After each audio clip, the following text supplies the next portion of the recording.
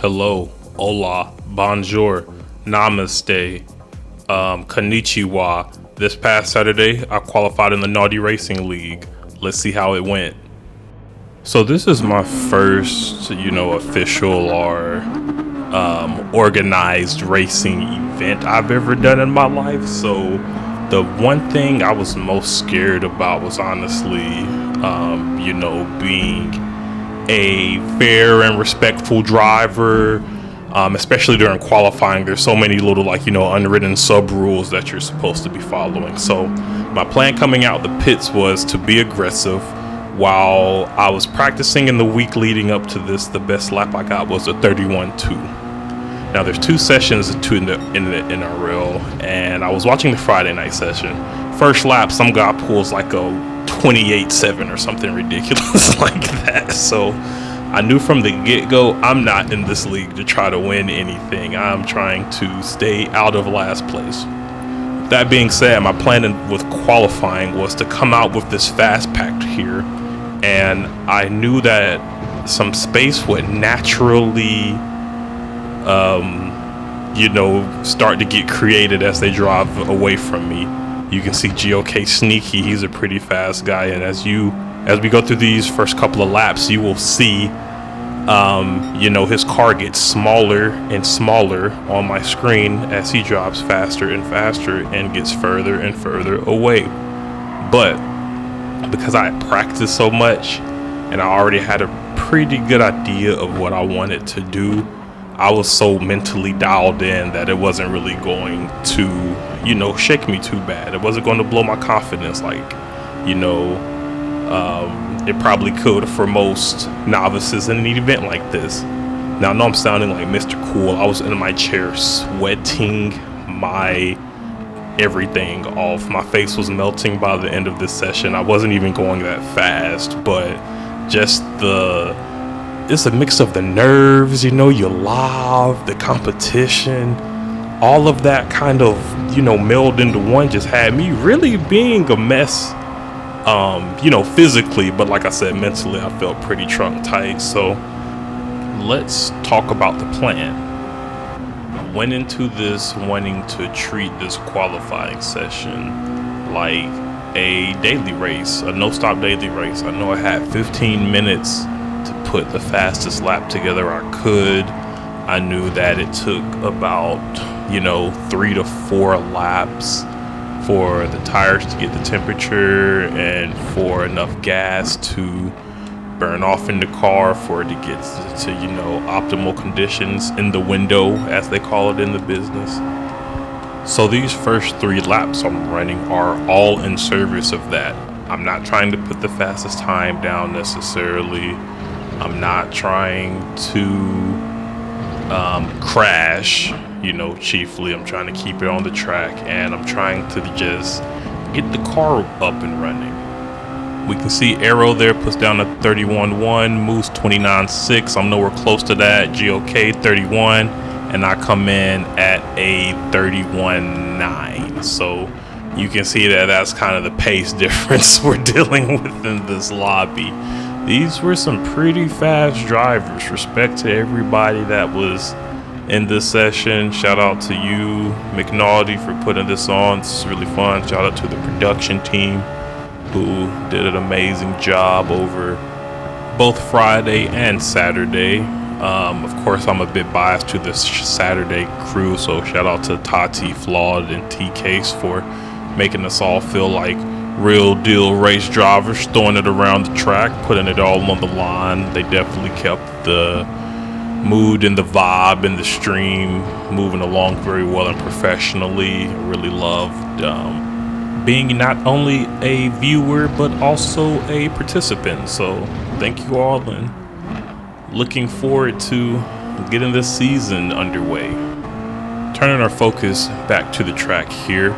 Currently in P7 with that 31.9, and going into this session when I was sitting in the main lobby, the lobby looked like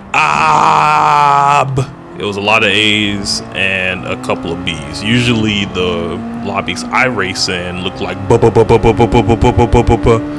and it's a little bit less daunting, I'd say. But I knew that the buzz in this lobby was me, Sweet Lou, Samus, Shanus.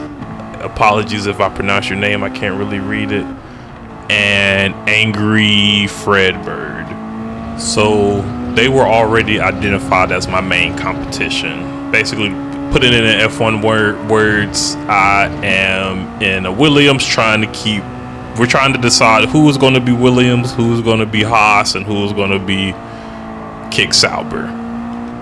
At the moment, I'm 2/10 down on Sweet Lou, and with it being lap 4, I am officially in that targeted window of performance. So I need to really make these next 3 to 4 laps count, because they're going to be my best shot at my fastest time. Making it through the kink there, we're going to finish up sector 2 about 3/10 down, so that's a good sign. And let's see if I can carry the speed into this final corner. Taking it in 3rd gear, no drama so far, pretty happy about that. Looking for the building on the left side as my braking point.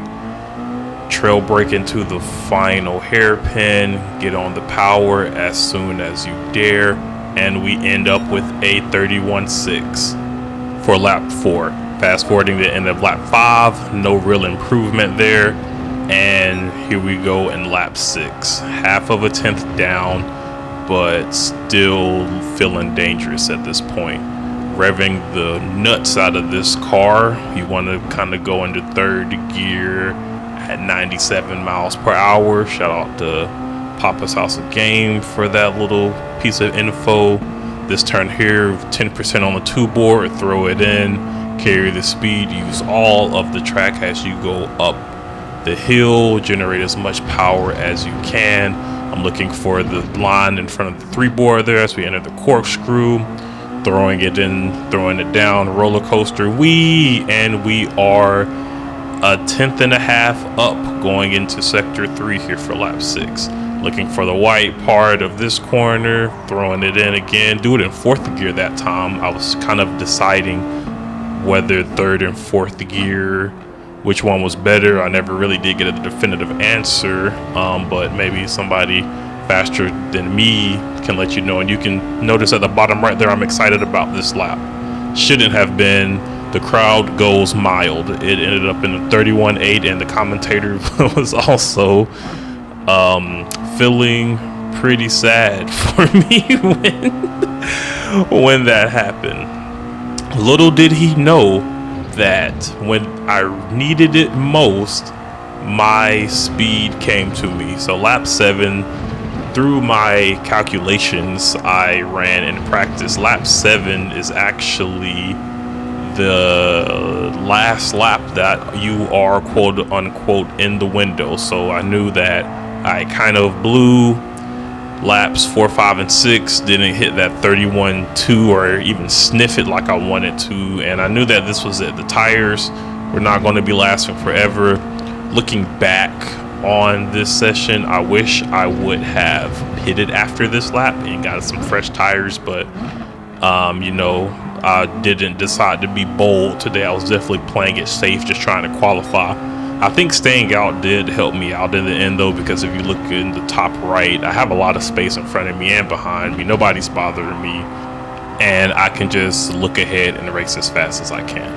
Angry Freebird, they're having a bit of a moment with a 5-second penalty, so that actually gave me a little bit of confidence. I was really, you know, kind of plotting on his downfall there.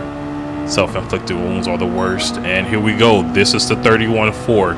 So that was the lap that actually qualified me. That was my fastest lap. You can see there, 31.8, 31.5. The tires just really fell off, like I was mentioning. I can keep blaming the tires. Actually, like I said, physically I was a mess. I was exhausted. I was a sweating puddle in my seat. So I keep blaming the tires. I actually, you know, just was driving, you know, a 31.4 pace. Overall, I was happy with that pace. It was just 0.2 off of my target. I was happy with myself by even just, entering and competing as I blow everything up there. And ultimately, I ended up P8 on the leaderboard. P22 overall, which is good enough for Saturday Group B. Link will be in the description for the live stream. Goodbye.